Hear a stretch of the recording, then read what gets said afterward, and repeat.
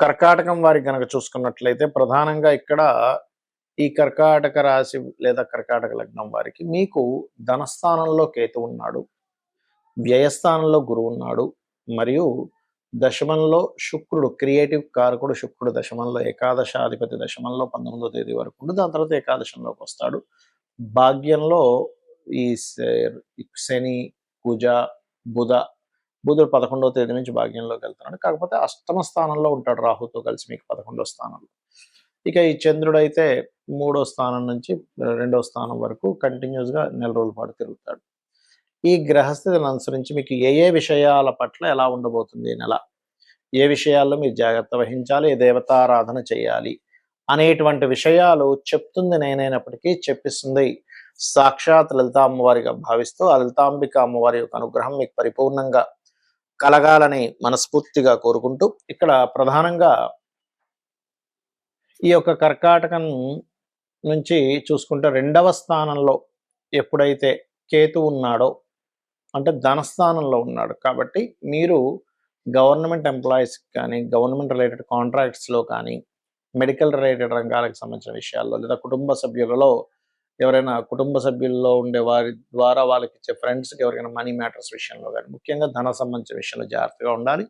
మీకు money blockages అనేవి clear అవ్వాలి అని అనుకుంటే మీరు చేయవలసింది ఏమిటి అంటే గణపతిని సూర్యుని ఎక్కువగా ఆరాధించండి. ఖచ్చితంగా మనీ బ్లాకేజ్ అనేటువంటిది క్లియర్ అవుతుంది. ఇక ముఖ్యంగా మీరు అగ్రిమెంట్స్ అవి ఏవైనా 10వ తేదీ లోపలే చేసుకోవడం మంచిది.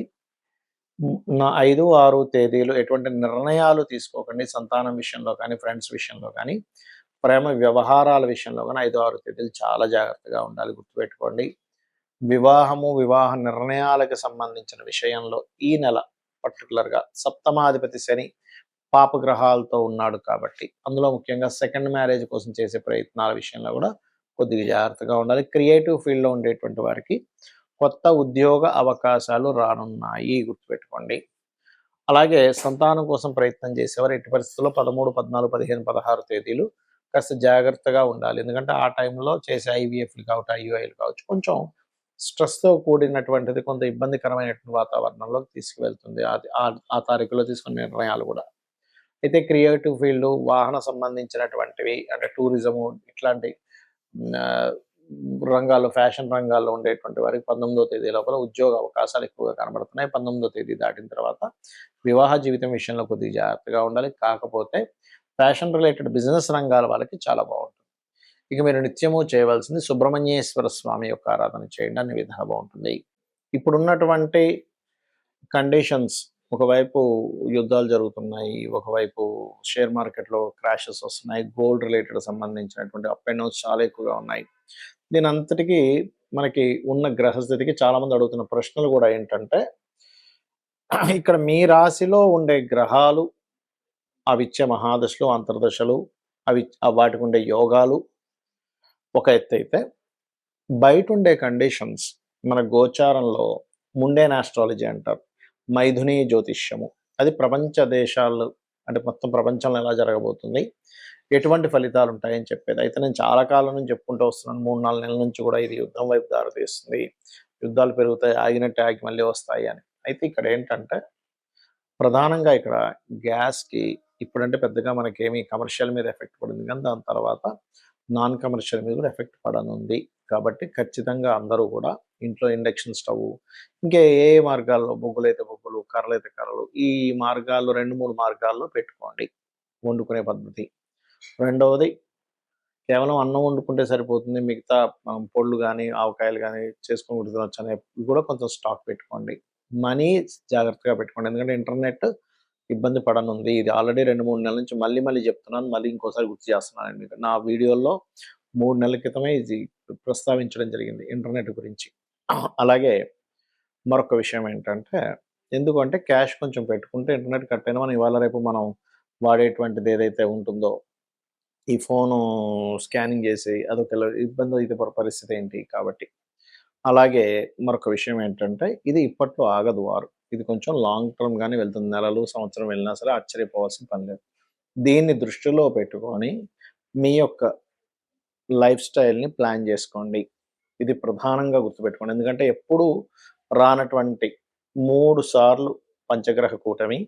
3 రాసులు గురువు పోయిన సంవత్సరం మారాడు. ఈ సంవత్సరం కూడా మారుతున్నాడు. సో, ఎప్పుడైనా 3 రాసులు గనక గురువు అతిచారంలో మారితే అది యుద్ధాలకి, జన నష్టానికి దారితీస్తుంది. కాబట్టి మీరంటూ సేఫ్‌గా ఉండాలి అని అనుకుంటే, నేను చెప్పేది ఒక చిన్న రెమెడీ పాటించండి. మీరు ఖచ్చితంగా సేఫ్‌గా ఉంటారు. ఏమిటది అంటే, బయటికి వెళ్ళేటప్పుడు, ఇంటి నుంచి బయటికి వెళ్ళేటప్పుడు నామస్మరణం, మీ ఇష్టదైవం ఎవ్వరైనా కావచ్చు.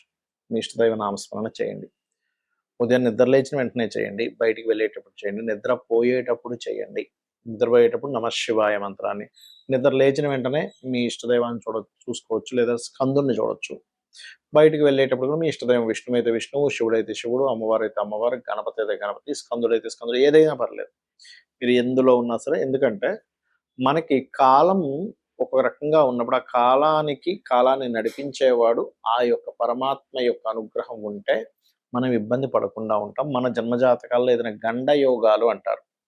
8th హౌస్ కనెక్టివిటీ ఉన్నటువంటి మహాదశలు నడిచేటప్పుడు దీని మీద పెద్ద రీసెర్చ్ చేస్తే ఇలాంటివి జరిగినప్పుడు ఎవరు ఎక్కువగా అఫ్లిక్ట్ అయ్యారు, మనకు కోవిడ్ వచ్చినప్పుడు కానీ, ఇలాంటి యుద్ధాలు first world war, second world వార్లో ఉన్నప్పుడు ఉండేటువంటి మనుషులు కానీ, వాళ్ళవి తీసుకుంటే ఎక్కువగా ఏదైనా యాక్సిడెంట్ జరిగినప్పుడు, సామూహికంగా యాక్సిడెంట్స్ అయినప్పుడు చూస్తే వాళ్ళందరి జాతకాల్లో కూడా ఈ రకంగా వాళ్ళ యొక్క లైఫ్ అనేటువంటిది ఇబ్బంది పడడం జరిగింది. కాబట్టి మీరెప్పుడూ గూడా ఈ గోచారం ఒక ఎత్తైతే మీ పర్సనల్ చార్ట్‌లో మీరు ఓన్లీ యాక్సిడెంట్స్ అనే కాకుండా మీరు లైఫ్‌లో ఎందుకు ఎదగలేకపోతున్నారు? మీ లగ్నం ఎలా ఉంది?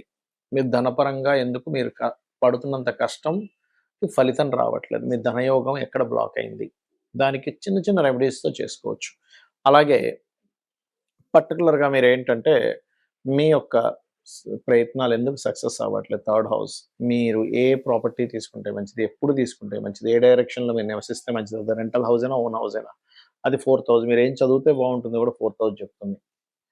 అదేవిధంగా సంతానము, రుణము, రోగము, శత్రువు, పూర్వజన్మ కర్మలు, వివాహము, వివాహ జీవితం, ఇవన్నీ 7వ స్థానము, 6వ స్థానము, 12వ స్థానము, ఇలాగ ప్రతి భావము ఒక అనాలిసిస్ అనేటువంటిది ఉంటుంది.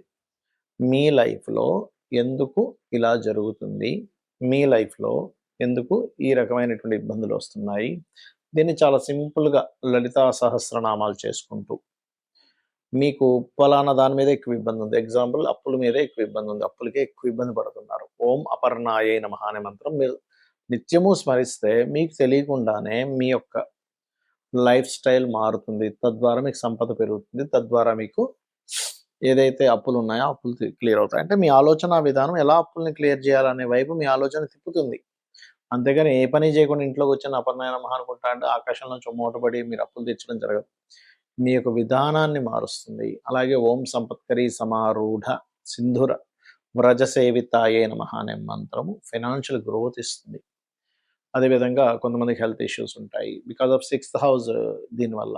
ఇంకొంతమంది ఇక్కడ కంటే కూడా విదేశాలకు వెళ్తే బాగా సెట్ అవుతారు. బాగా సక్సెస్ అవుతారు.